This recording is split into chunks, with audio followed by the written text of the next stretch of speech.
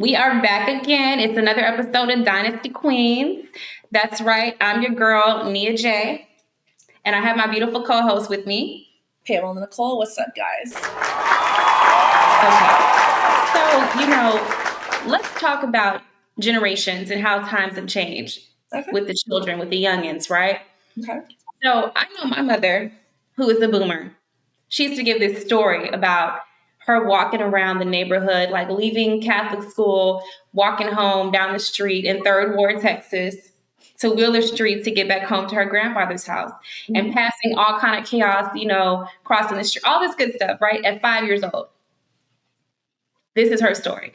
I remember as a young girl myself, having fun, riding bikes in the neighborhood, having friends and just being a kid, falling off a bike, scraping up your knee. Today's children are glued to their devices. They don't know about outside unless it's recess. And they're not familiar with their surroundings. Facts. No, I completely agree with you on that. These babies need to go outside and get some fresh air, first and foremost. Right. They need to get some fresh air, take a breather, and learn to be on your P's and Q's about what's happening around you. Yes. The reason I'm saying this, 30, even 20 years ago, if somebody were to leave their kids at a public place to maybe run an errand or two because perhaps they don't have the necessities to hire a babysitter, whatever, so on and so forth, I don't think people would have gave two shits about it. But today in a society where we're familiar with, kidnappers and main so in today's day and age is the trafficking of children. I think back in our time, it was a lot of kidnappers and stuff like that, our kids missing. Nowadays, they just traffic them, like to never be seen from again, but are probably living, crazy, unfathomable lives that we can't even begin to imagine. All because somebody's mama, somebody's big sister, somebody wasn't watching. Mm-hmm. And today we are so sensitive to the fact because we got to protect our babies. Period. No, you're absolutely right. I'm going to actually add on to that. It's gotten so bad now. We have Ring doorbells. We have all these devices to monitor just the security of the home, security of whatever it is. But these people are dressing up. First of all, they are dressing up as UPS people, as the electric company, whatever you will, that would come and solicit at your door. These predators are coming to good neighborhoods, dressing up, and people are just like, oh, okay, cool. No, not even thinking this could possibly be a potential threat. This could be, your life is in danger. You know what I mean? It's the audacity and it's the boldness for me that you just are so comfortable to just kind of con somebody into whatever it is that you want to, or even, steal, rob somebody, or, kidnap their kids. And all you do is throw on a fucking security guard vest and you're like, oh yeah, I'm with Centerpoint. I'm here to check the order. Can I come inside? And, I really think what you were saying earlier is really so critical to what's going on now. People don't have street smarts anymore. Right. Common sense is lacking. The street smarts does not. So what would you say, Nia? What would we need to do to just kind of get back on the bandwagon, get back and trend, just sit street smarts? What do we need to do? First, we need to attack the problem. The problem are the predators and people like that out there. I know even going back to our time, me being a kid in the 90s, that was when, these kidnappers and serial killer, all this stuff is really happening a lot with children disappearing. And I think the reason we don't see as much of that nowadays is because there's surveillance everywhere. The DNA, my God, if you have a distant cousin on Ancestry or 23andMe and you are out there, killing folks, you're going to get caught. So they know this. And so I think when it comes to trafficking and stuff, these people are working in groups. Organized crime is easier than just one solo dolo or two people. So Yeah. that's the first thing is we have to really attack the problem. And I don't know how we can give kids street smarts when the streets are so dangerous. I just don't. I don't know. What I can tell you is that as a child, my parents had conflicting views on how I should be raised as far as what I'm exposed to. My mother wanted to keep me on a tight leash at all times. So did my grandmother, my maternal grandmother. And the other side, my dad and his mom were not that way at all. My dad was like, you go out there, you ride bikes, you play, get out the house, don't come back until dark. And my grandmother, I was always on a construction site with all these men that were working construction. So my mother was really, really terrified that something terrible was going to happen. I was going to end up missing or in a ditch or something. But Yeah. these men were really sweet. And I had a great relationship with my grandma's workers, and they were really cool. Fortunately, she had a good eye for who she was, picking to work for her team. And my dad, nothing, I had a great childhood. I fell off the bike a couple times, scraped my knee up, but nothing, but I understand as an adult why she felt that way. Mm-hmm. I do. So I really don't have an answer as far as how do we give these kids street smarts? We have to teach them what to look for. I'm going to actually add on to that, Nia. This is just another view of it, but check it out. These kids are on their tablets 24/7. There's TikTok access. There's YouTube access. There are actual videos of children, of people getting robbed, people getting kidnapped, and people are seeing this, but they're so desensitized to it.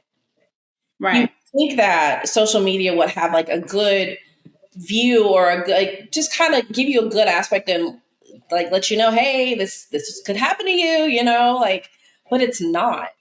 So it's really a conflict, like you're saying, because how do you teach someone that? I mean, technically they are teachable, but with this day and age, like you almost have to go through some traumatic shit for it to be valid, for it to like really resonate with you. You know what I'm saying? I get what you're saying with them becoming desensitized because honestly, I woke up today and literally I opened Instagram.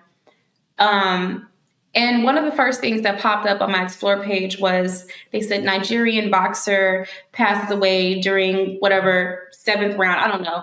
And they show the video footage. He died in the ring.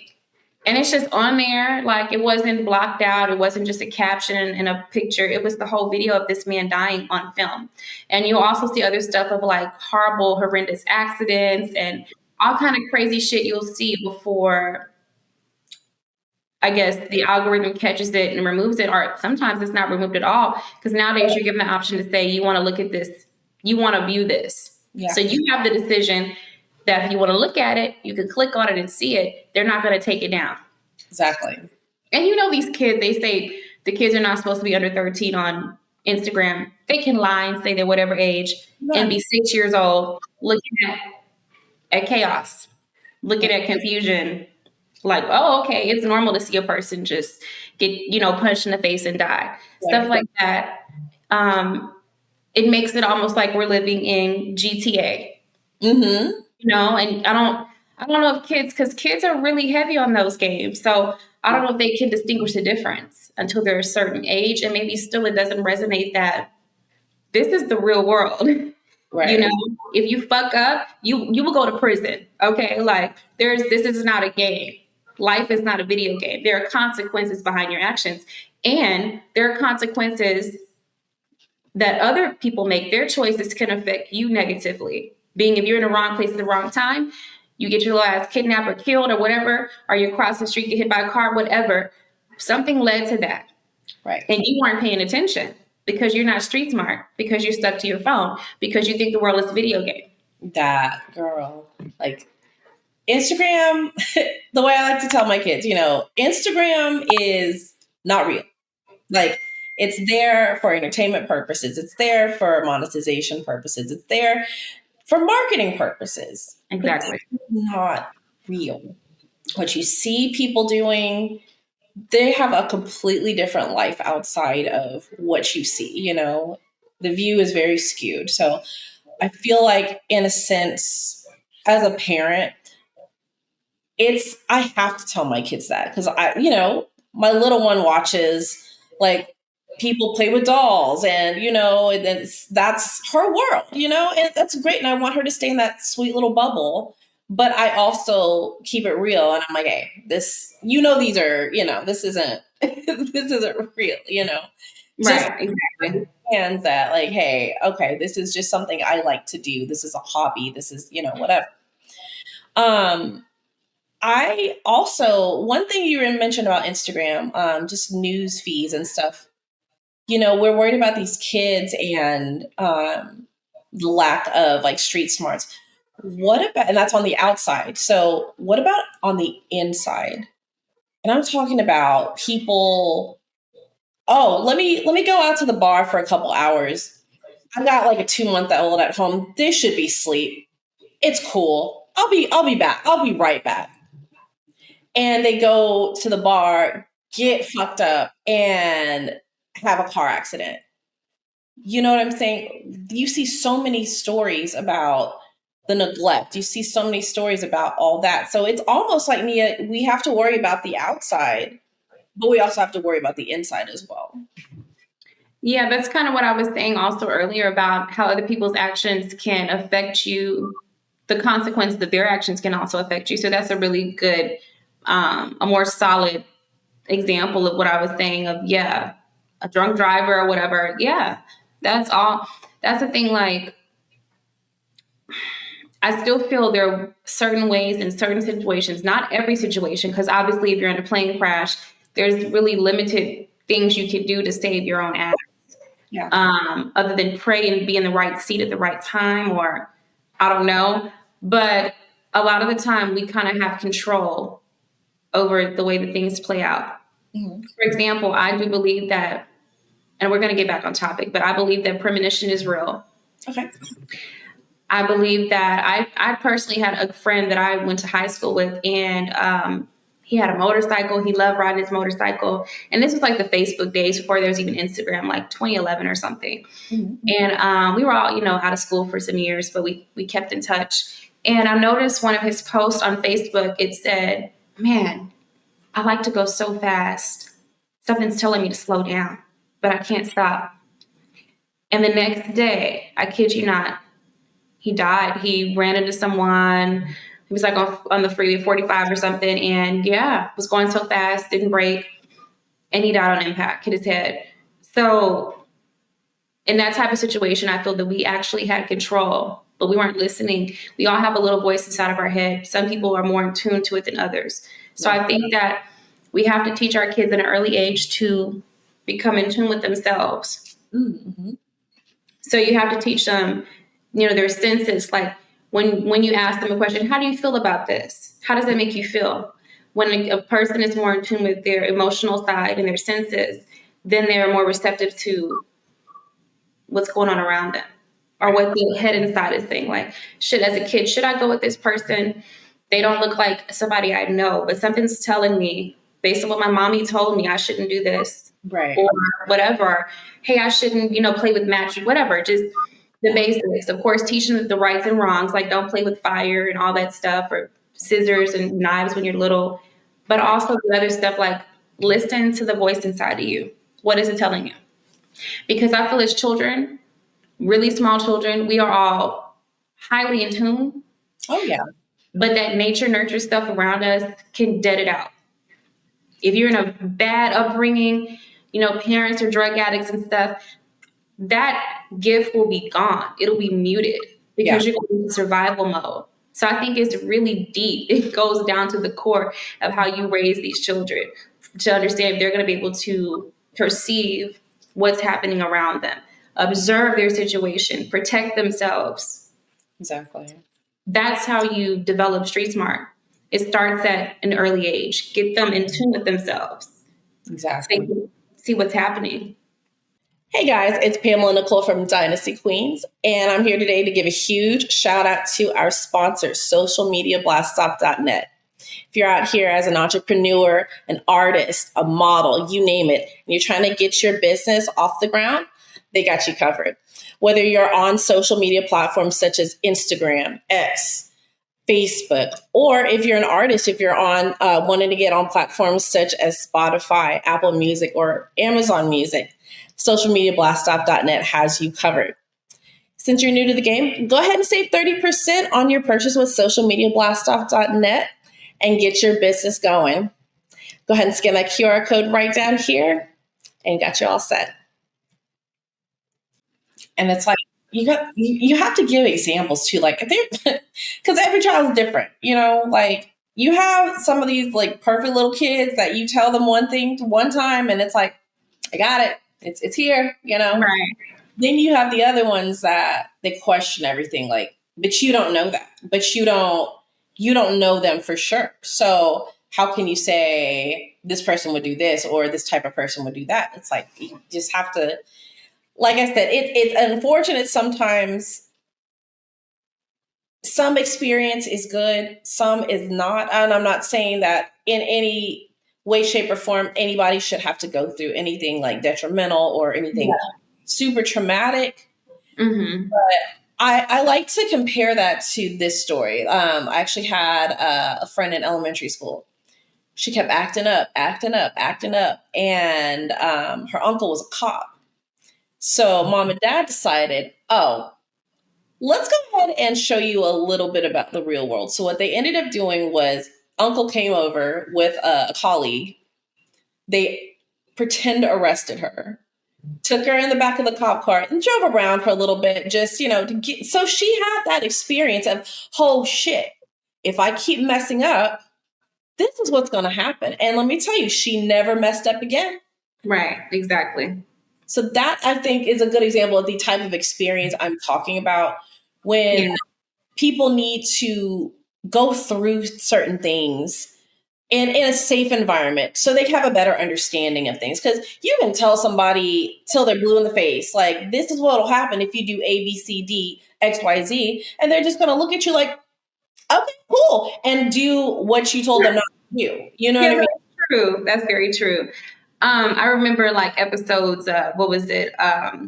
Montel and Mari and maybe Jenny Jones back in the day of the boot camp instructors trying to straighten up the badass kids. Sally Jesse, they always have that type of episode. Yes.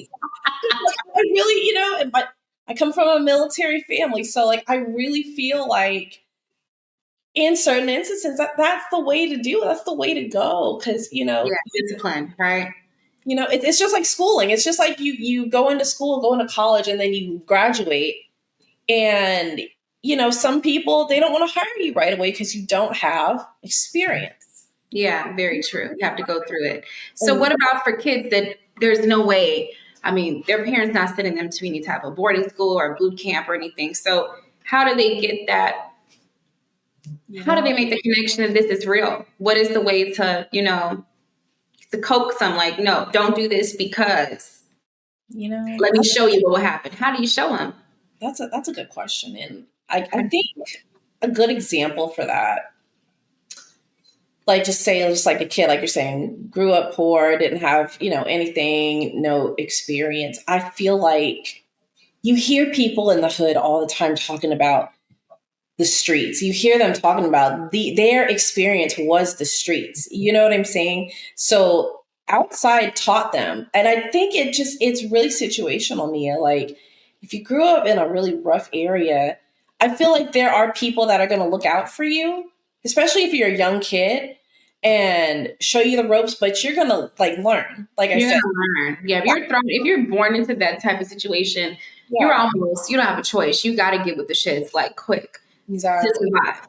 So I think more so the ones we need to worry about are maybe not so much those kids, but the ones that maybe grow up in privileged situations. Mm-hmm. Because look at like the Menendez brothers and people like that. You have no correlation to the real world or consequence. That's the word I'm looking for. If you are a socialite or something, you don't have any point of reference because you're privileged, right? I feel that if anything, but that story has a whole nother twist because it does. It's like what, so I don't know.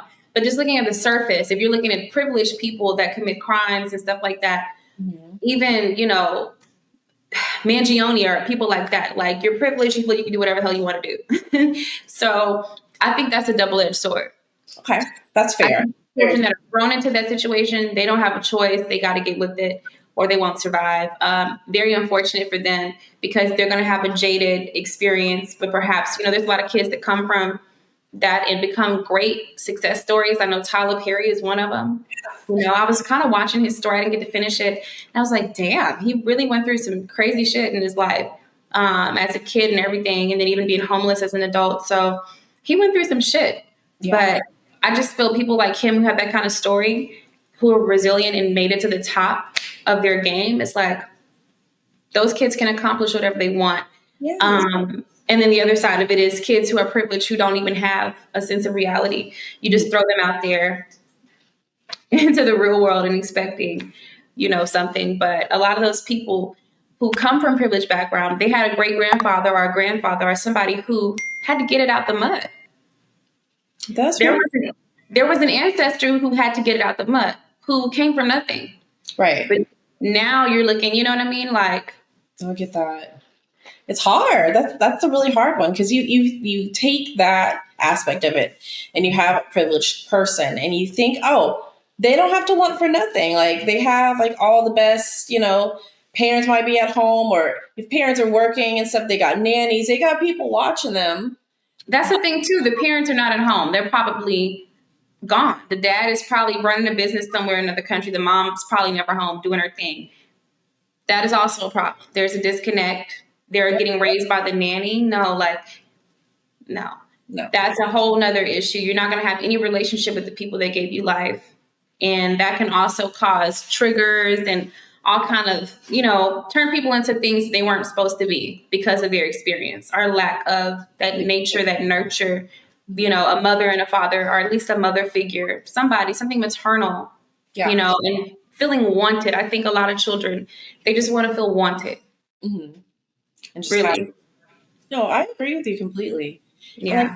It just really, every situation's different. So I feel like even in that sense, what you're saying, I still would consider that experience because you're experiencing, neglect in a certain type of way. Yeah.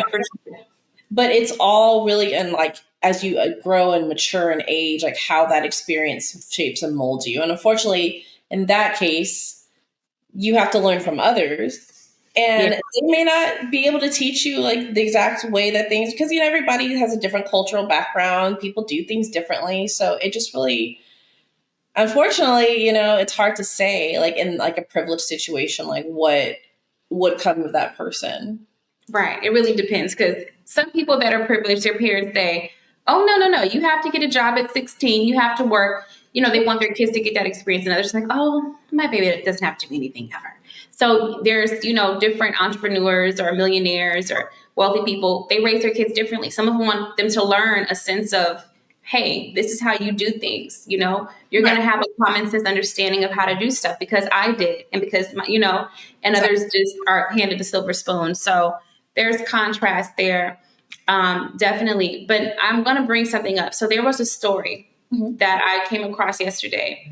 And it said 24-year-old man leaves his 2 children at a McDonald's to leave for a job interview. Hours later, authorities found out and he was arrested and he's currently being held, whatever bond, whatever. The mom came and picked him up from McDonald's later. A lot of things got my attention. The first thing, I was like, well, maybe they got his age wrong. He didn't look 24. And secondly, the first kid is 10 years old. And I thought that was... No, I was like, nah, they have to have his age wrong. Because he had him at 14, I don't know.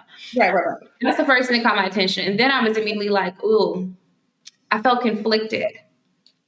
Because I'm thinking, well, at least he didn't just leave him on the street. Okay. I'm thinking, I don't know their home life situation or lack thereof. I'm thinking, okay, where's the mom? Mm-hmm. And why does she not show up until the end of the day? And then I'm thinking, who was the snitch in McDonald's? So that's telling me that I'm having conflicting feelings about this. Mm-hmm. And I'm trying to figure out, well, like, what's going on here? So how do you take that or perceive that? Do you think he was wrong, right? Or how do you look at that situation? Because it looks like he's trying to make something happen for his kids. Gotcha. So in that instance, as a parent, Like there are always other aspects and elements to it. So for one, I'm going to start positive. Great that he had a job interview, like you said. That's wonderful. However, I'm going to add on to this story and go back to it. There was a viral video of an Uber driver, and mama had, I guess she didn't have a sunroof. Something happened. She had no windows, but it was raining. She had a passenger, and she had her baby in the back of the Uber. But I didn't look at it that way, Nia. I looked at it, and this woman is doing what she got to do to provide food, whatever she needs for her baby, and get her car fixed. So going back to your story, I feel like, one, if you had a job interview and you explain, communication is so important in this day and age. If you were to just explain that to your potential employer, hey, I don't have childcare. Is there anywhere that I could at least like put my kid while I do this interview? And that way they're still in that safe space with you. And you can kill two birds with one stone. You know, you can get your interview done, and you know that your child is in the same space as you. So Yeah. that's the one thing I'm just kind of like, where there's a will, there's a way, Nia. So if I- we got off of work late and couldn't make it, communication, like, you know what I'm saying? So that part, I'm just like, you could have did something different, and then you would have avoided jail time, and you would have probably gotten a job. Exactly. I agree with you. I don't think under any circumstance a child that young should be having to attend after like a 6 month or a 1-year-old and 3-year-old and 10-year-old. Like, no, that's crazy. For hours or however long he was gone. It doesn't matter if he was gone 30 minutes. That's entirely too long. Somebody can snatch the kids up. Yeah. I was looking at the comments though, and people were saying the same things that we're saying now. It's like, well, when I was 6 years old, I was going to the corner store. I was this and that and the third. So that was the part of me that was like, okay, so was he ethically wrong? Was he morally wrong? Was he wrong at all in his mind? Did he think he was doing something that would harm his kids? I don't think he thought so. I think he was, in his mind, he was like, okay, just stay here for a while. I don't even know the type of job site. Maybe it was a construction site and he couldn't bring children. I don't, there's so many aspects to it, but I'm sure that story will, evolve. Another one that's even crazier than that was the lady who kids froze, 2 children, they froze. I forgot, I think it was Detroit or something. They froze in a snowstorm. They were sheltering in the car. Come to find out she was gambling in the casino or something like that, and came back and they died of carbon monoxide poisoning. I don't know. So at the same time, everyone is not fit and meant to be a parent. Wow. Definitely that. And in that situation, what could the children do?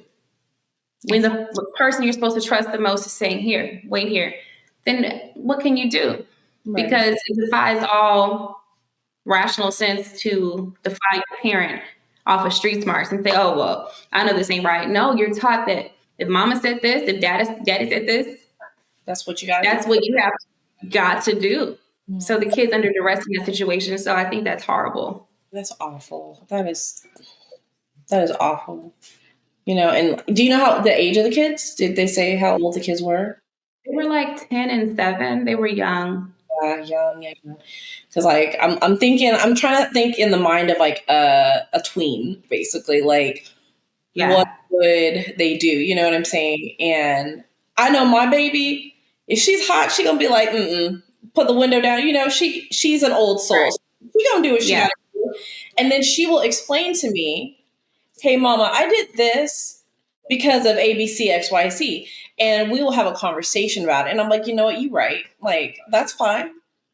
I'm not perfect. I'm wrong sometimes, in that sense. If I feel like if the baby had that kind of like intuition, that could have definitely been avoided. But again, every child is different. And unfortunately that's so sad. I hate hearing stories about children that, are neglected in a way where, they lose their lives and stuff. It's just so, so sad. Yeah. Only thing that can help those situations are people, tell like, hey, I saw these folks with these kids and, we need to get them out of that situation. That is what will help. It takes a village. It really does. We can teach our kids street smarts all day, but then at the same time, there has to be good people that want to help society and help put it into, crime or bad parenting or whatever the situation is. We have to come together and we have to have our eyes open to see if something's happening live time in front of us. Is that a kid that's getting kidnapped? Is this someone who's getting abused or hit on? Like, Right. we got to be paying attention to what's happening around us, not just our own little bubble and circle. I agree. Couldn't agree more. And guys, let us know what you think in the comments too. If you had an experience where, you've been, the hero. Not all heroes wear capes, but we love them. So if you've had a moment, in life or, a story, please comment in the comments. Let us know. We'd love to hear and reply back and have a conversation. But thank you once again for tuning in. And of course, I am Pamela Nicole, and I've got my gorgeous co-host, Nýa-Jolie. And this is Dynasty Queens. See you.